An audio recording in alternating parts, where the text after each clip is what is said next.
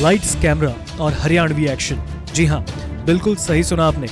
बिगुल बज चुका है, लिस्ट आ चुकी है और अब बुक हो चुके हैं रैलियों के लिए ग्राउंड। और हो भी क्यों ना, चुनाव हरियाणा में जो है, सफेद काली स्कॉर्पियो से लेकर खाप पंचायतों तक हर जगह माहौल बनाया जा रहा है। रैलियां निकाली जा रही हैं। कोई कह रहा है कांग्रेस लाओ, हरियाणा बचाओ, कोई कह रहा है सैनी साहब इज बेस्ट, तो कोई कह रहा है इनेलो के चश्मे और दुष्यंत के जननायक जनता पार्टी के साथ जाओ, भविष्य उधर ही है। लेकिन क्या आप जानते हैं कि हरियाणा के सियासी रण में 4 सीटें ऐसी हैं जहां पर उलटफेर की प्रबल संभावना है और माना जा रहा है कि इन सीटों पर भले ही दबदबा किसी का भी रहा हो, लेकिन इस बार की जंग मजेदार होने वाली है।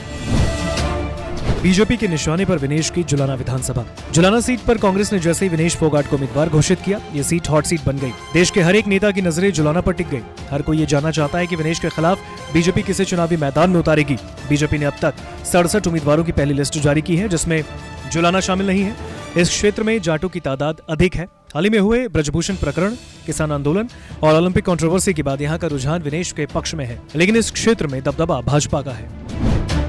तोशाम सीट पर बंसीलाल की चौधर के लिए जंग। तोशाम से हरियाणा के पूर्व सीएम और दिवंगत नेता बंसीलाल के पोते और पोती के बीच टक्कर है। क्रिकेट प्रशासक से नेता बने अनिरुद्ध चौधरी बंसीलाल के पोते हैं और उनका मुकाबला अपनी ही चचेरी बहन और पूर्व सांसद श्रुति चौधरी से है, जो बीजेपी की उम्मीदवार है। श्रुति बंसीलाल के छोटे बेटे दिवंगत सुरेंद्र सिंह और बीजेपी नेता किरण चौधरी की बेटी हैं, जबकि अनिरुद्ध चौधरी रणबीर सिंह महेंद्र के बेटे हैं, जो बंसीलाल के बड़े बेटे हैं।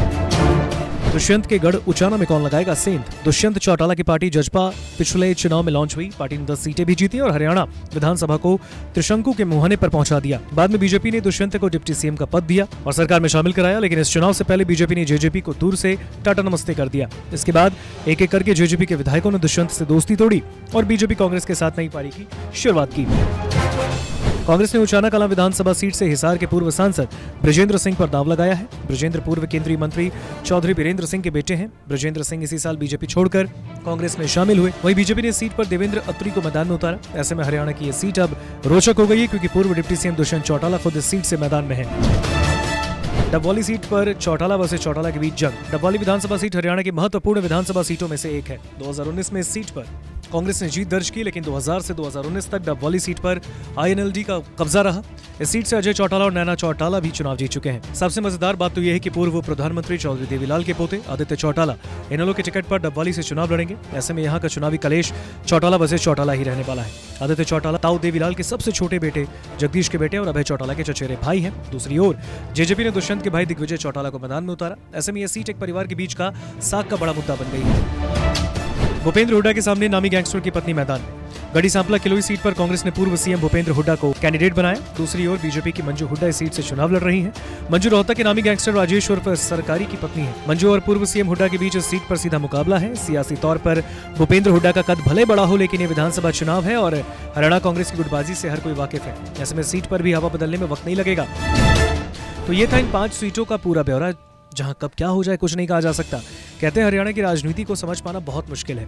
यहाँ पग पग पर आपको निर्दलियों की चुनौती मिलती है, नेताओं का लाव लश्कर मिलता है। यहाँ राजनीति करने वाले नेताओं को खुद नहीं पता होता कि कब उनकी कुर्सी खिंच जाएगी। इसलिए कहते हैं जाटलैंड की पॉलिटिक्स में 36 बिरादरियों को कॉन्फिडेंस में लेना बहुत जरूरी है, वरना आपकी खाट खड़ी होने में ज्यादा वक्त नहीं लगेगा। नमस्कार, मैं हूं मानक गुप्ता। अगर आपको हमारा ये वीडियो पसंद आया हो तो इसे लाइक और शेयर जरूर करें, और हाँ, हमें सब्सक्राइब और फॉलो करना ना भूलें, ताकि आप देश और दुनिया की कोई खबर मिस ना करें। तो जुड़े रहिए हमारे साथ और देखते रहिए न्यूज़ 24।